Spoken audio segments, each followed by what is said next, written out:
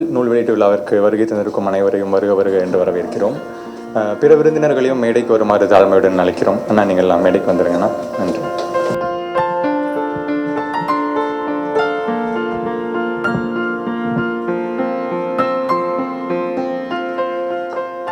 இது உண்மையிலே ஒரு வரலாற்று சிறப்புமிக்க மேடை. அதற்கான காரணம் அதெல்லாம் பேசுறதுக்கு முன்னாடி வரலாற்றை எப்பவும் சரியாக செய்யணுங்கிறதுனால எல்லோரும் நம்மளது தமிழ் தாய் வாழ்த்து தொடங்கி இந்த நிகழ்வை ஆரம்பிக்கலாம். அனைவரும் எழுந்து நிற்குமாறு தாழ்மையுடன் கேட்டுக்கொள்கிறோம்.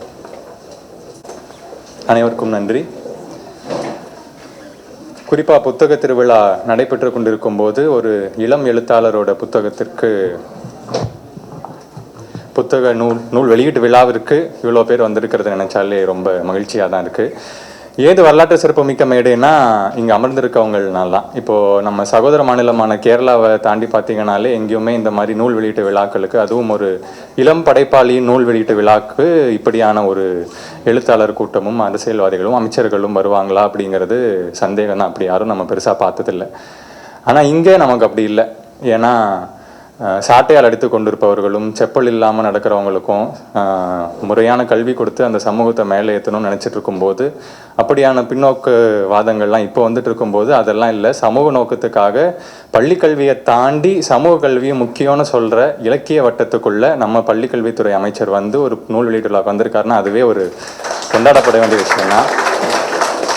அதுக்கு ஒரு பெரிய பாராட்டு தான். இந்த ஒரு விழாண்டு இல்லை, பொதுவாகவே புத்தக வெளியீட்டு விழாக்கள், புத்தக திருவிழாக்களில் தொடர்ந்து அமைச்சரை பார்க்க முடியும். இப்போ கூட கீழே இருக்கும்போது சொல்லிட்டு இருந்தார், போக முடியல, போனால் ஃபோட்டோகிராஃபர்ஸோட தொல்லையாக இருக்குது, இல்லைனா நாங்கள் சைலண்ட்டாக மாஸ்க் போட்டு வந்துடணும்னு சொல்லிட்டு இருந்தார். இப்போ அது மட்டும் இல்லாமல் டாக்டர் விஜயசோகன் வந்திருந்தார். அவரோட நூல் வெளியீட்டு விழாவும் போனோட நடந்தப்போ அமைச்சர் அங்கே இருந்தார். அது அவரோட துறை சார்ந்த ஒரு நூல் வெளியீட்டு விழா தான். அங்கே பார்த்தீங்கன்னா நோர்டிக் கல்வின்னு சொல்லுவாங்க. இப்போ வெளிநாடுகளில் கல்வி எப்படி இருக்குது, அது நம்ம அரசு பள்ளிகள் அது எப்படி இருக்குது அப்படின்னு நம்ம பேசும்போது அதுக்கு இணையான கல்வி தான் இங்கே இருக்குது அப்படின்னு சொல்கிறது தான் அந்த நூலோட நோக்கமும் கூட. கூடவே சில விமர்சனங்களும் இருக்கும், சில கோரிக்கைகளும் இருக்கும். அப்படி விமர்சனங்கள் முன்வைக்கப்பட்டாலும் அங்கே வந்து எழுத்தாளர் அதை சொல்வதற்கு முன்னாடி மேல் வந்து நான் அந்த விமர்சனங்களை படித்தேன், அது நிவர்த்தி செய்யப்படும், உங்கள் கோரிக்கைகளும் நிச்சயமாக நிவர்த்தி செய்யப்படும் சொல்லிட்டு இந்த வருஷம் அது நிறைவேறிடுச்சு. போன வருஷம் அந்த புத்தக நூல் வெளியீட்டு விழா அப்போ கேட்கப்பட்ட கோரிக்கை இந்த வருஷம் நிறைவேறிச்சு. மாணவர்கள் எல்லாத்தையும் வெளியும் கூட்டிகிட்டு போயிட்டு வந்துட்டாங்க. அப்படி அங்கே ஒவ்வொரு நூல் வெளியீட்டு விழாக்களுக்கும் வருகை தரும் அமைச்சருக்கு மிக்க நன்றி. கூடவே எழுத்தாளர்கள், ஒரு இளம் படைப்பாளி எழுதின ஒரு, உங்களுக்கு தெரியும் இப்போ இருக்க சூழல் எப்படி இருக்குது மற்ற இடங்கள் எல்லாம் அப்படின்னு பார்க்கும்போது, இங்கே நம்ம சால்ட் பதிப்பகம் இப்படி ஒரு நூல் வெளியீட்டு விழாவை உருவகப்படுத்தியிருக்கு அப்படின்னா அதுக்கே ஒரு பெரிய கைத்தறல் கொடுத்தாகணும். சால்ட் பதிப்பகத்துக்கு புத்தக திருவிழாக்களுக்கு தொடர்ந்து போயிட்டு இருக்கவங்களுக்கு தெரியும், ஒரு 2-3 புத்தக திருவிழாக்களுக்கு முன்னாடி சால் பதிப்பகம் வந்து வெளியே கடைகளாக கீழே விரிச்சு வச்சு தான் புத்தகத்தை விற்பனை செஞ்சுருந்தாங்க. அப்படியான நிலைமையிலேருந்து இன்னைக்கு 2 அரங்குகள் உள்ள கொடுக்கப்பட்டிருக்கு சால்ட் பதிப்பகத்துக்கு. அங்கே நம்ம இளம் படைப்பாளிகளோட புத்தகங்கள் எல்லாத்தையும் அடையாளப்படுத்தியிருக்காங்க. அப்படி தொடர்ந்து இளம் படைப்பாளிகளை அடையாளப்படுத்தும் சால் பதிப்பகத்திற்கு ஒரு பெரிய நன்றி. சால் பதிப்பகத்தின் நிறுவனர் அண்ணா நரன் அவர்களை வரவேற்புரை வழங்க அன்புடன் மேடைக்கு அழைக்கிறேன். நண்பர்கள் அனைவருக்கும் மாலை வணக்கம். சால்ட் பதிப்பகத்தின் 75வது நூல். ஒவ்வொரு முறையுமே வந்து கிட்டத்தட்ட சால்ட் பதிப்பகம் துவங்கி 8 ஆண்டுகளாகின்றன. தமிழில் எழுதக்கூடிய ஒரு புதிய படைப்பாளிகளை அடையாளம் கண்டு அவங்களுடைய புத்தகத்தை சால்ட் பதிப்பகமே கேட்டு வாங்கி வந்து நம்ம பதிப்பிக்கிறோம். தமிழ் சூழலில் இதுவரைக்கும் கிட்டத்தட்ட ஒரு புதிய படைப்பாளிகளை, ஒரு 17 படைப்பாளிகளை நம்ம வந்து சால்ட் பதிப்பத்தின் வழியாக கொண்டு வந்திருக்கோம். அந்த வகையில் வந்து சால்ட் பதிப்பத்தினுடைய 75வது புத்தகம் சதீஷ் கீராவினுடைய கட்டக்கால் சிறுகதை தொகுப்பு. சதீஷும் நானும் கிட்டத்தட்ட ஒரு 8 வருடங்களாக நண்பர்களாக, நண்பர்களாக ஆரம்பித்து சகோதரனாக அந்த உறவு வந்து நீடிக்குது. இப்போது ஒரு குறும்படத்திற்காக 2 பேரும் வந்து சந்தித்து அது வந்து இப்போது வந்து ஒரு குடும்ப நண்பர்களாக 2 பேரும் இருக்கோம். இந்த ஒரு அருமையான ஒரு மாலை பொழுதில் ஒரு சிறுகதை தொகுப்பினுடைய வெளியீட்டு விழாவிற்கு வந்த அனைவரையுமே சால்ட் பதிப்பகத்தின் சார்பாக வரவேற்கிறேன். குறிப்பாக தம்பி ஏற்கனவே சொன்னது தான், மற்ற எந்த ஸ்டேட்லேயாவது இப்படி நடக்குமான்னு தெரியாது. தமிழ் சூழலில் அந்த தமிழ்நாட்டில் மட்டும்தான் வந்து பள்ளிக்கல்வித்துறை அமைச்சர் வந்து ஒரு சிறுகதை தொகுப்பை வெளியிடுறதுக்காக வந்திருக்கிறது எங்களுக்கு ரொம்ப பெருமிதமான ஒரு விஷயமா இருக்குது. ரொம்ப நன்றி. சதீஷ்க்கு வந்து ரொம்ப பிடித்த எழுத்தாளர் இமயம். ஸோ வந்து இமயத்துக்கும் அவருக்குமே வந்து கிட்டத்தட்ட எனக்கும் சதீஷ்க்கு இருக்கிறதுக்கு முன்னாடியே வந்து இமயத்துக்கும் சதீஷ்க்கும் ஒரு மிகப்பெரிய நட்பு இருக்குது. அந்த வகையில் வந்து எழுத்தாளர் இமயம் அவர்கள் வந்ததுக்கு வந்து ரொம்ப மிக்க மகிழ்ச்சி சார். தமிழ் சூழலில் தமிழ் வாழ்வியலை அவ்வளவு அற்புதமாக படமாக ஆக்கிய டானாக்காரன் தமிழ் சார் அவர்களுக்கு மிகுந்த நன்றி. அப்புறம் ஸ்ரீராம் தெரியும், எல்லாருக்குமே தெரியும். ஸ்ரீராம் கடந்த 25 வருடங்களாக கொங்கு மக்களினுடைய வாழ்வியலை பின்புலமாக கொண்ட நிறைய சிறுகதைகளை வந்து எழுதியிருக்காரு. அந்த ஆண்டு ஸ்ரீராமுக்கு வந்து கலைஞர் பொற்கிளி விருதும் கிடைச்சிருக்குது. அப்படி முக்கியத்துவமான ஒரு எழுத்தாளர் இந்த விழாவிற்கு வருகை தந்ததுக்கு வந்து மிக்க நன்றி. மண்குதிரை பத்திரிகையாளர், எழுத்தாளர், கவிஞர் அவருடைய நேரத்தை ஒதுக்கி வந்து இந்த நிகழ்வுக்கு வந்ததற்காக நன்றி மண்குதிரை.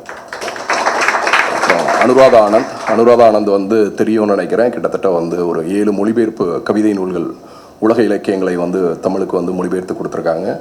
அப்புறம் வந்து உலக சிறுகதைகளை வந்து தமிழுக்கு மொழிபெயர்த்து கொடுத்துருக்காங்க. அனுராதா ஆனந்தோடைய சிறுகதை தொகுப்புமே இந்த ஆண்டு வந்து சால்ட் பதிப்பகத்தின் வழியாக வெளிவந்திருக்கிறது. இங்கே இந்த நூல் வெளியீட்டு விழாவிற்கு வந்திருக்கக்கூடிய அனைவரையுமே வாழ்த்தி நன்றியோடு கேட்டுக்கொள்கிறேன். இந்த விழாவிற்கு வருகை தந்த பள்ளிக்கல்வித்துறை அமைச்சர் அவர்களுக்கு இப்பொழுது மரியாதை செய்வதற்காக கேட்டிருக்கேன்.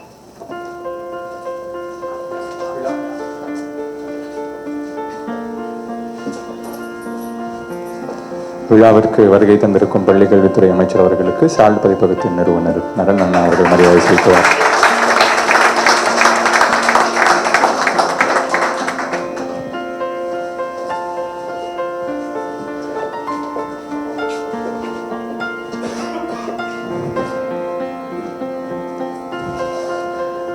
எழுத்தாளர் இமயம் ஐயா அவர்களுக்கு மரியாதை செலுத்துதல்.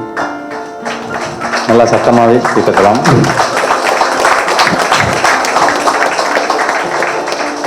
இந்த மரியாதை செலுத்துதல் அரசியல் எல்லாத்துக்கும் தெரியும் நினைக்கிறேன். அதை நம்ம தான் அங்கீகரிக்கணும். வந்திருக்கும் அனைத்து விருந்தினர்களுக்கும் தற்போது சால்ட் பதிப்பகத்தின் நிறுவனர் மரியாதை செலுத்துவார். இயக்குனர் மற்றும் நடிகர் தமிழண்ணா அவர்களுக்கு,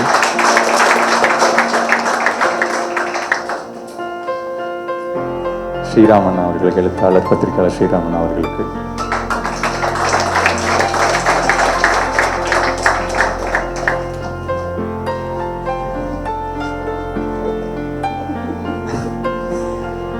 நண்பர்களாக இருந்தாலும் மரியாதை செலுத்திக் கொள்ளும் எழுத்தாளர்கள்,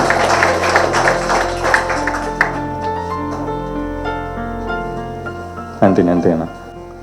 இப்போது முக்கிய நிகழ்வாக நூல் வெளியீடு நடக்கவிருக்கிறது. தற்போது மாண்புமிகு பள்ளிக்கல்வித்துறை அமைச்சர் திரு அன்பில் மகேஷ் பொய்யாமொழி அவர்கள் நூலை வெளியிட எழுத்தாளர் இமயம் அவர்கள் நூலை பெற்றுக்கொள்வார்.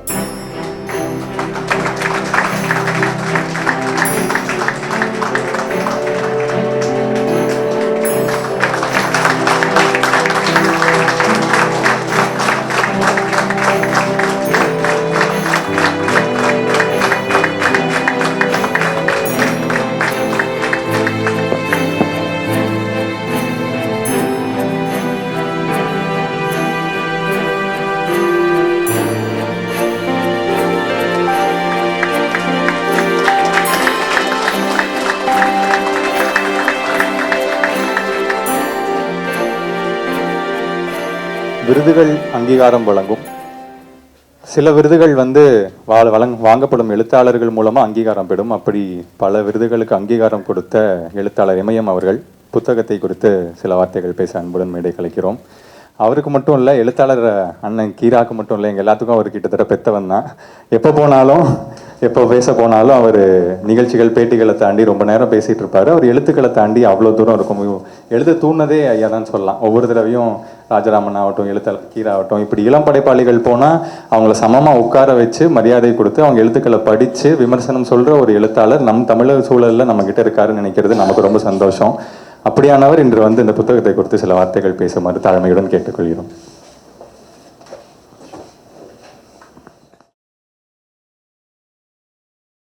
மிக்க நன்றி ஐயா. யூஸ்வலாக இந்த மாதிரி நேரங்களில் கதைகள் கேட்டுக்கிட்டே இருக்கலாம் போல இருக்கும். ஆனால் எந்திரிக்கும் போதே நமக்கு மட்டும் தான் சங்கடமாக இருக்கும், அதை முடிக்கணும் அப்படிங்கிறதுனால. மிக முக்கியமாக அவர் இவ்வளோ நேரம் எடுத்துக்கிட்டதில் ஒரு கிட்டத்தட்ட சினிமா ரிவ்யூ மாதிரி தான் இருந்துச்சு. அந்த ஃபுல் புக்கும் நீங்கள் அதை தனித்தனியாக போட்டே ப்ரமோஷனுக்கு யூஸ் பண்ணிக்கலாம், சால் பதிப்பகத்தால் கூட. ஏன் ஃபஸ்ட்டு அரசாங்கம் செய்கிறதெல்லாம் சொல்லணும்னு அவர் நினைக்கிறாருன்னா, எல்லா இடத்துலையும் திராவிட இயக்கக்காரர்கள் செய்கிறது தான். ஏன்னா இது மற்ற இடங்களில் செய்கிறது இல்லை, எழுத்தாளர்களுக்கு செய்கிறத மக்களுக்கு பெருசாக அது போய் ஓட்டு பேங்காக மாற போகிறதில்ல. ஆனால் எழுத்தாளர்களுக்கு செய்கிறது எழுத்தாளர்கள் வட்டத்துக்காக தொடர்ந்து தெரியணும் அப்படிங்கிறதுக்காக எல்லா மேடைகளையும் பயன்படுத்தி செய்யும் செயல்களை தொடர்ந்து சொல்லி கொண்டிருக்கோம். இந்த மாதிரியான நபர்களுக்கு நாம் மிகவும் கடமைப்பட்டிருக்கிறோம். அந்த வகையில் மிக்க நன்றி. அடுத்ததாக உண்மையில் எழுத்தாளரோட மனைவியும் மகளும் வர்றதுக்கு முன்னாடி அரங்கத்திற்கு வந்தவர் அமைச்சர், மாண்புமிகு அமைச்சர் அன்பில் மகேஷ் பொய்யாமொழி அவர்கள். அம்மாக்கு முன்னாடி வந்திருந்தார். இப்போ ஏன் அது அதிகமாக சில விமர்சனங்கள்லாம் வரும்போது சொல்லுவாங்க, ஏன்னா ஒரு 10 வருஷம் எதுவுமே செய்யாமல் சும்மா இருந்தால் எந்த விமர்சனம் வராது. 10 நிமிஷத்துக்கு ஒரு நிகழ்ச்சி, 10 நாளைக்கு ஒரு திட்டம்னு போட்டுக்கிட்டே விமர்சனம் வரதான் செய்யும். அப்படியான ஒரு நபராக தான் தொடர்ந்து இப்போ காலையில் கூட கலைவாணர் அரங்கத்தில் ஈவெண்ட்டை முடிச்சுட்டு தான் அமைச்சர் வந்திருக்காரு. இப்போவும் அடுத்த ஒரு முக்கியமான நிகழ்ச்சி இருக்கிறதுனால அடுத்து சிறப்புரையாற்றி விட்டு அமைச்சர் புத்தகத்தை குறித்து பேசுமாறு தாழ்மையுடன் கேட்டுக்கொள்கிறோம். உங்கள் பலத்த கரவொலியோடு முக்கியமாக கொடுத்தே ஆகணும்.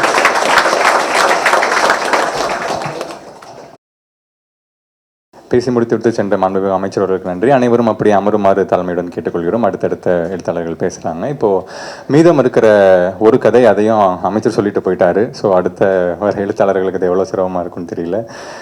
அடுத்து புத்தகத்தை குறித்து சிறப்புரையாற்ற எழுத்தாளர் பத்திரிகையாளர் ஸ்ரீராமன் அவர்களை அன்புடன் அளிக்கிறோம். நன்றிண்ணா. அண்ணா பொற்களி விருது வாங்கவிருக்கிறார் விரைவில். அதற்கும் ஒரு பெரிய கைத்தடலை பொறுத்தவர்கள் இப்படி விருது வாங்கின எழுத்தாளர்கள், அங்கீகரிக்கப்பட்ட எழுத்தாளர்கள், இளம் எழுத்தாளர்கள் அங்கீகரிக்கிறதுக்காக இங்கே வந்திருக்கிறது நமக்கு ஒரு பெருமையான விஷயம்தான். அந்த வகையில் அடுத்ததாக இயற்பியலில் இளங்கலை பட்டம், கணினித்துறையில் முதுகலை பட்டம் பெற்றிருந்தாலும் மொழிபெயர்ப்பில் நம்ம மக்கள்கிட்ட இருந்து ஒரு நன்மதிப்பு பட்டமாக பெற்றிருக்கவங்க, ஆத்மநாம் விகடன் விருதுகள் வாங்கியிருக்கவங்க. இந்த வருஷம் அவங்களோட மயிர்பீலி சிறுகதை தொகுப்பும் இருக்குது. அக்கா அனந்தன் ஸ்ரீராம் அவர்களை பேசுகிறேன்.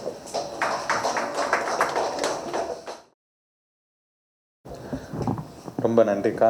இது அதிகாரத்தோட முழு அதிகாரத்தை எப்படியாவது சோச்சிடணும் அப்படிங்கிறதுக்காக தான் நம்ம எல்லாருமே ஏதோ ஒரு வகையில் முயற்சி பண்ணிக்கிட்டு இருக்கோம்னு தெரியுது. அதுலேயும் சுய விமர்சனமாக பெண்கள் எந்த இடத்துல அதிகாரத்தை சுவைக்கணும்னு நினைக்கிறாங்க அப்படின்னு சொன்னதும் அதை சதீஷ் நினச்சி தான் எழுதுனான்னு தெரியல. ஆனால் பின்னாடி இருக்கிற அந்த அரசியலை ரொம்ப சரியாக புரிஞ்சுக்கிட்டு இங்கே சொல்லியிருக்காங்க. இப்படி தான் அது சமூகத்தில் ஒரு நூல் ஒரு தாக்கத்தை உருவாக்கி நம்மளை சுய பரிசோதனை செய்ய வைக்கும்.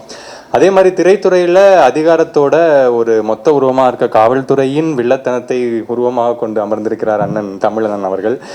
அவரும் அப்படி இப்படி அளவெடுத்து வில்லத்தனத்துக்கு செஞ்ச மாதிரியே ஒரு ஆள் இப்போ போல் ஏதோ காவல்துறைக்கு வில்லனா அப்படியே வந்துட்டு இருக்காருன்னு பார்த்தா அவர் அதுக்கப்புறம் தான் பல பேருக்கு தெரியும் அவர் ஒரு இயக்குனர் அப்படின்ட்டு. அவரை தேடும்போது டானாக்காரன் படத்தை பார்த்தவங்க எல்லாத்துக்கும் தெரியும். எழுத்தில் அது எவ்வளோ சிறப்பாக இருந்திருக்குன்னு நம்ம புரிஞ்சுக்கிட்டாதான் அந்த படம் எவ்வளோ சிறப்பாக இருந்திருக்குன்னு நம்ம புரிஞ்சுக்க முடியும். அதில் தான் அந்த அதிகாரத்தின் மீதான விருப்பம்தான் அந்த படத்தில் இருக்கிற மொத்த விஷயமுமே. அந்த கீழே இருக்கவனை எப்படி நடத்துறதுங்கிறது, அவன் எப்படா அந்த அதிகாரத்துக்கு போவோன்னு நினைக்கிறது தான் அந்த படத்தில் மொத்தமாக இருக்கும். அப்படியான ஒரு படைப்பை கொடுத்து விட்டு அப்படியான அதிகாரத்தை மையமாக வைத்து எழுதப்பட்ட நூலுக்கு சிறப்புரையாற்ற வந்திருக்கும் மன்னனை அன்புடன் மேடைக்கு அழைக்கிறோம்.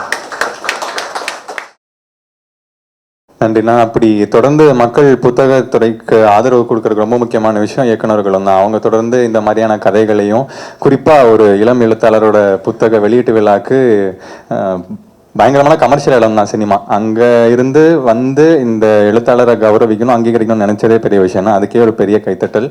திரைத்துறை சார்பாக தான் அவருக்கும் நன்றி சொல்லணும். அடுத்ததாக அவர் எல்லாத்துக்கும் தெரிஞ்சவர், பேர் சொன்னாலே ஒரு மாதிரி இதமாக இருக்கும், அன்னை மண்குதிரை அண்ணன் அவர்கள். முன்னாடி தமிழ் தீந்துள்ள வேண்டாங்கிறீங்களா? பேசிடுங்க.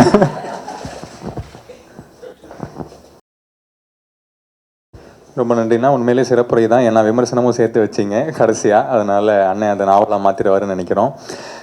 மாற்ற மாட்டிங்களா? அடுத்ததாக ரொம்ப முக்கியமாக ஒன்று மட்டும் சொல்லணும். அண்ணனோட அடுத்த கவிதை தொகுப்பு வெளியாக போகுது நின்னை பதிப்பகத்தின் சார்பாக. அது நரன் போஸ்ட் போட்டிருந்தார் நேற்று. அதாவது ஒரு பதிப்பாளர் எழுத்தாளர் இன்னொரு எழுத்தாளர் வேறொரு பதிப்பகத்திலேருந்து வெளியிடப்படும் ஒருக்கு பொது வெளியில் ஒரு வாழ்த்து தெரிவித்ததுக்கே ஒரு மிகப்பெரிய கைத்தட்டல் கொடுக்கணும். அந்த சூழல் தமிழ் சூழல் இருக்குதுங்கிறது ரொம்ப சந்தோஷம். நண்பர்களாக இருந்தாலும் இதை நம்ம பதிவு செய்ய வேண்டியது ரொம்ப முக்கியம். அடுத்ததான் நம்ம கீரா, அவருக்கு முக்கியமாக மரியாதை செஞ்சாகணும். தமிழ் சூழலில் இப்போது இளம் படைப்பாளிகளில் மிக முக்கியமான நபராக கருதப்படுபவர் முத்துராசகுமார் அவர்கள். அவர் ரொம்ப முன்னாடி இருந்தே தெரியும். மின்னம்பலம்ல இருக்கும்போதே ஒரு கட்டுரைக்காக லாட்லி விருது பெற்றவர். அப்போது அந்த ஜெண்டர் டைவர்சிட்டின்னு நினைக்கிறேன், அதை சார்ந்த கட்டுரை இல்லையா, அதுக்காக லாட்லி விருது பெற்றவர். அதுக்கப்புறம் 2010 கவிதை தொகுப்புகள் எழுதிட்டு வராரு. இப்போ கிட்டத்தட்ட 9 வருஷம் கழித்து முதல் கவிதை தொகுப்பு சால்ட் பதிப்பகத்தின் மூலமாக வெளியானது. கங்கு நாவல் இப்போது வெளியாயிருக்கு. அடுத்த ஒரு சிறுகதை தொகுப்பு கூட போட்டிருக்கு, வந்துருச்சு. ரைட்டு.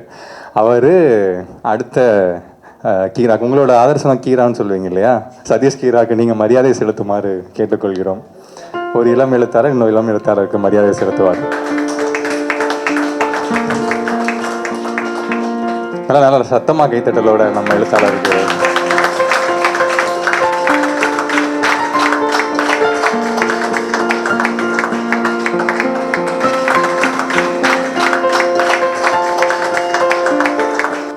சிறப்பான தருணம். எழுந்தினிட விருந்தினர்களுக்கு மனமார்ந்த நன்றி.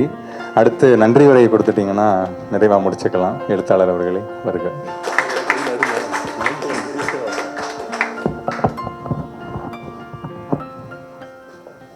வந்திருக்க எல்லாருக்கும் வணக்கம்.